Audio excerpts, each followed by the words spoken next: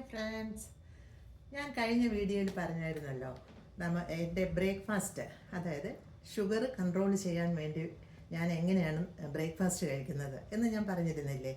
അപ്പോൾ ഇന്നത് ഞാൻ കാണിക്കാം. ഇത് ചെറുപയർ കിളിർപ്പിച്ചതാണ്. ചെറുപയർ തലേ ദിവസം തന്നെ വെള്ളത്തിയിട്ട് അടുത്ത ദിവസം രാവിലെ കിളിർക്കാൻ വെച്ചിട്ട് വൈകുന്നേരം ആകുമ്പോൾ ഒരു 10 മണിക്കൂറൊക്കെ ആകുമ്പോൾ അത് കിളിർത്ത് വരും. അങ്ങനെ ഞാൻ കുറച്ച് ഫ്രിഡ്ജിൽ വെച്ചിട്ടുണ്ട്. അതിൽ നിന്ന് കുറച്ചെടുത്ത് വേവിക്കുക എന്ന് പറഞ്ഞാൽ നല്ലോണം വേവിക്കരുത്, ഒന്ന് ആവി കയറ്റണം, അത്രയേ ഉള്ളൂ. അങ്ങനെ ചെയ്ത ചെറുപയറാണത്. ഇതൊരു കോഴിമുട്ട പുഴുങ്ങിയതാണ്. ഒരു കോഴിമുട്ട പുഴുങ്ങിയത്. ഇടിയപ്പം, എന്നും ഇടിയപ്പമല്ല, ദോശയാവാം, ഇഡ്ഡലി ആവാം, പുട്ടുണ്ടാക്കുമ്പോൾ കുറച്ച് പുട്ടെടുക്കാം. അങ്ങനെ നമ്മൾ എന്താണോ വീട്ടിൽ ബ്രേക്ക്ഫാസ്റ്റ് ഉണ്ടാക്കുന്നത് അതിൽ നിന്ന് ഒരെണ്ണം അല്ലെങ്കിൽ കുറച്ച്. പിന്നെ ഇടിയപ്പം കഴിക്കാനുള്ള കുറുമ. ഇത് ധാരാളം വെജിറ്റബിൾസ് ഇട്ട കുറുമയാണ്, അതുകൊണ്ട് ഞാൻ ഇത്രയും എടുത്തിട്ടുണ്ട്. കുറുമ ഇത്രയും.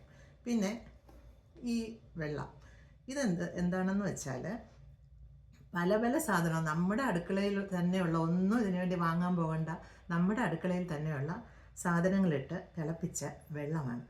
ഇത് ശരിക്കും രാവിലെ വെറും വയറ്റിലാണ് ഞാൻ കുടിക്കാറുള്ളത്. ഇന്ന് പിന്നെ നിങ്ങളുമായിട്ട് പങ്കുവയ്ക്കാൻ വേണ്ടി, നിങ്ങളെ കാണിക്കാൻ വേണ്ടി ഞാനിത് ഇപ്പോൾ എടുത്തതേ ഉള്ളൂ.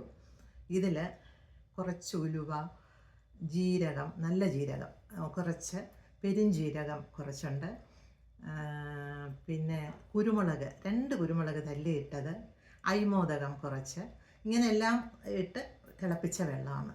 ഇത് വളരെ നല്ലതാണ് ഷുഗർ കൺട്രോൾ ആവാൻ. അപ്പോൾ ഇതാണ് എൻ്റെ ബ്രേക്ക്ഫാസ്റ്റ്. ഇത്രയും ഞാൻ കഴിച്ചിട്ട് ഒരു 11 മണിയാകുമ്പോൾ ഒരു അവക്കാഡോയുടെ ഹാഫ്, ഇതാണ് അവക്കാഡോ, നമ്മുടെ നാട്ടിൽ ഇപ്പം കണ്ടു തുടങ്ങിയിട്ടുണ്ട് ഞാൻ ഈ ഫ്രൂട്ട്. ഇതിൻ്റെ ഹാഫ് ആണ് കഴിക്കുന്നത്. ഇത് വന്ന് നാച്ചുറൽ ബട്ടർ എന്നാണ് പറയുന്നത്. ഇത് ബട്ടർ കഴിക്കുന്നതിന് സമമാണ്. ഇതും ഡയബറ്റിക്സുകാർക്ക് വളരെ നല്ല ഒരു ഫ്രൂട്ടാണ്. അപ്പോൾ ഇത് 11 മണിക്ക് ഞാൻ കഴിക്കാറുണ്ട്. അപ്പോൾ ഇതാണ് എൻ്റെ ബ്രേക്ക്ഫാസ്റ്റ്. ബൈ.